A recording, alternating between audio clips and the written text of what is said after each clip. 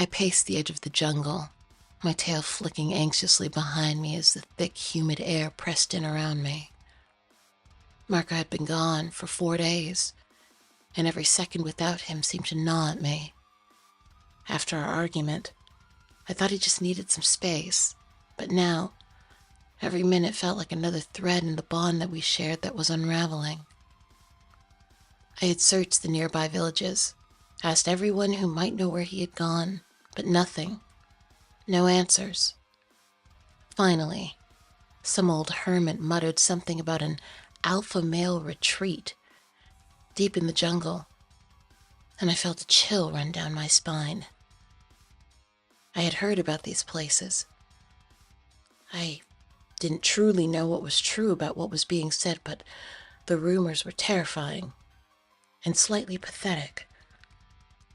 I had no idea what kind of place this was, but I wasn't about to let some ridiculous retreat keep me from Marco.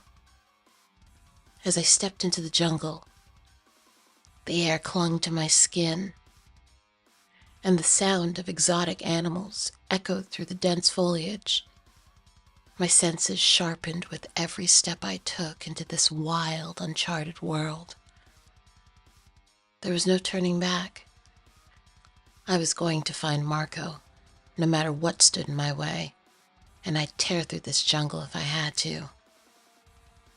The deeper I went, the heavier the air got, as if the jungle itself was challenging me to turn back. But I pressed on until I saw them, men, dozens of them, lounging around wearing pink shorts, all of them grabbing at each other, patting each other on the back for being so masculine.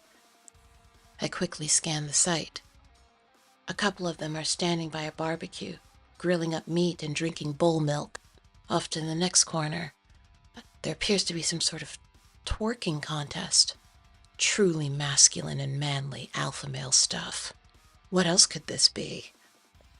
And there, among this group, looking dazed, confused, and a little disgusted, was Marco. My heart twisted at the sight of him. He was holding on to a mug of something, looking utterly lost. I took a step back, ready to charge in and run to him, when a massive figure loomed in front of me and blocked my path.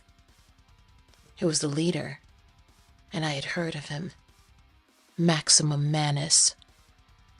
He was towering, muscles bulging beneath his skin, but there was something off about him. The men around him seemed absolutely enthralled with him, but also a little bit amused, exchanging whispers, eyes darting to his wide, curvy, childbearing hips.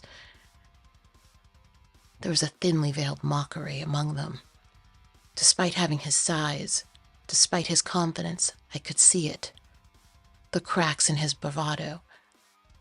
"You lost, sweetheart?" he sneered, his voice dripping with condescension. "This is a place for real men. Your little boyfriend is learning how to embrace his primal side. Best you head back home." "I can certainly see that. That massive vat of bull milk definitely told me so," I respond. He looked a little more annoyed this time.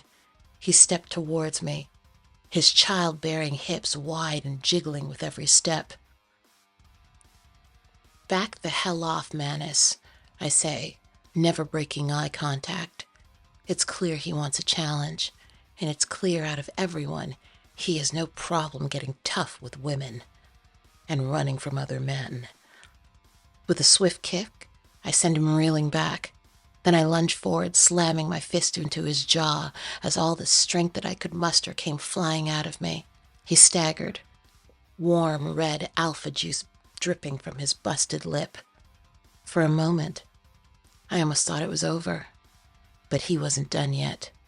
Manis roared, which sounded more like a high-pitched squeal, his muscles bulging as he came for me one last time, his eyes wild with rage. I braced myself, ready for the final strike. But he had a secret weapon. With every step, his beautiful, curvy, jiggling, Kardashian-like body almost hypnotized me into a trance. I almost lowered my guard. He swung, and I ducked just in time, regaining my composure, spinning around him in a blur of motion. My tail lashed out, sweeping his legs from underneath him once more. As he fell, I delivered a powerful kick to his chest, sending him crashing to the ground with a thud. He didn't get back up. He took off his dark aviator shades and looked up with me, tears in his eyes. "You weren't supposed to do that," he said. "This is my camp. This is my place. These are my guys." "Calm down, Manis. I only want one of them. The rest of these douchebags you can keep." The clearing went silent as I realized the other men had clued into what was happening, all of them staring in disbelief as Manis lay there, crying and defeated. I stood over him, chest heaving, my eyes blazing with victory. "You've lost," I said, my voice cold. "Now stay down."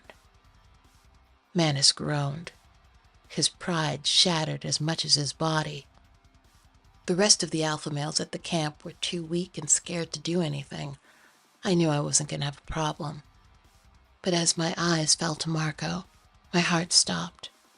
I hadn't been kind to him. I hadn't been respectful. It dawned on me that part of the reason he ended up in this place was he didn't feel like I was honoring him. He looked at me, snapping out of his daze, blinking up at me as if he couldn't quite believe what had just happened. I walk into the circle, all of the men stunned into silence, and I stand before Marco. "Baby, I'm sorry. I should have never spoken to you that way. I should have never treated you that way. I respect you, I love you, and everything that you do for me.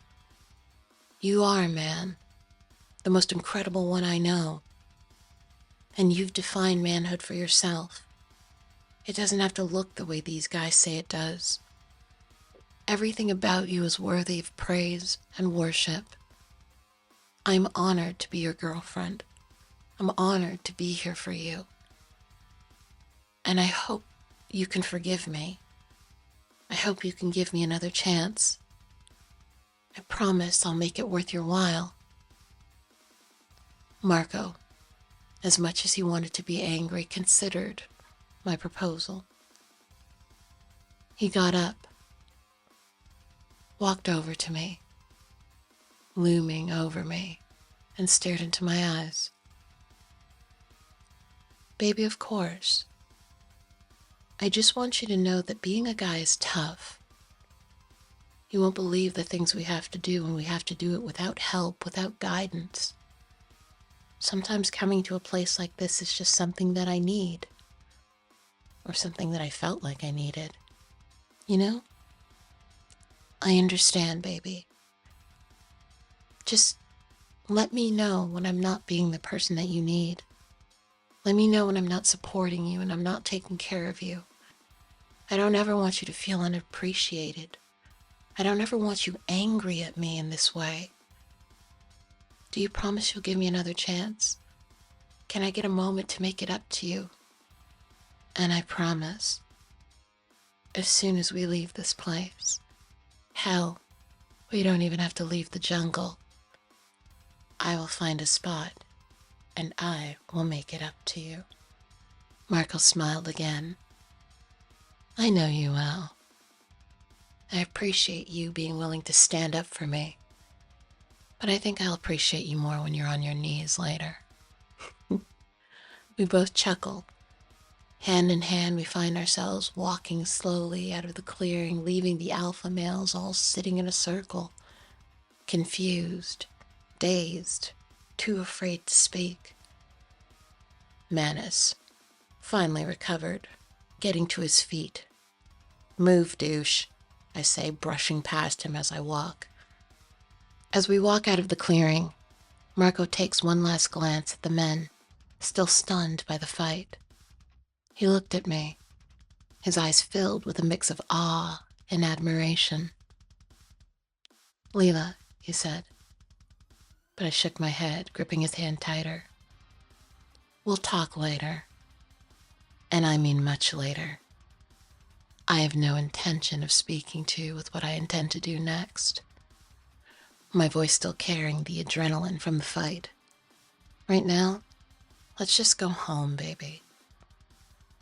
Together we step out of the jungle, the sound of the retreat fading behind us. Looking at the palm trees up above, I can't help but think about a future where I appreciate him and respect him. And he isn't just a man after all. He's my man.